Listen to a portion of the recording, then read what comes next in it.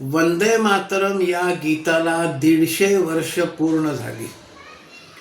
त्या निमित्तानं संसदेमध्ये वंदे मातरमच्या विषयावर चर्चा झाली. या चर्चेदरम्यान एक खासदार असं म्हणाले की आमच्या धर्माच्या तत्वाविरोधात जात असल्यामुळे आम्ही वंदे मातरम म्हणणार नाही.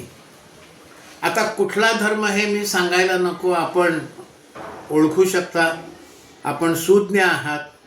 पण जे हिंदूंना विचारतात धर्म मोठा की देश मोठा, ते मात्र या खासदारांच्या समोर तोंड बंद ठेवून बसलेले आहेत. कोणी काही संसदेत सुद्धा त्यांना असल्या खासदारांनी विचारलं नाही देश मोठा का धर्म मोठा. हा प्रश्न फक्त हिंदूंसाठीच आहे.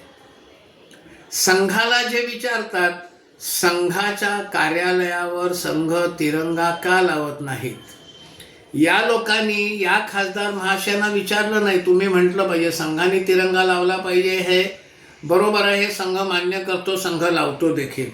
पण हा प्रश्न देखील संघासाठी राखून ठेवलेला आहे. दुसरं असं विचारलं जातं आहे आणि सोशल मीडियावर तशा क्लिपिंग अनेकांच्या आलेल्या आहेत.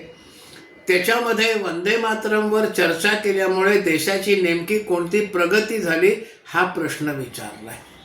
आता हा प्रश्न संघ कधी विचारत नाही की संघाच्या कार्यालयावर तिरंगा लावल्यामुळे देशाची काय प्रगती होणार आहे, हे संघ विचारत नाही, विचारणार पण नाही.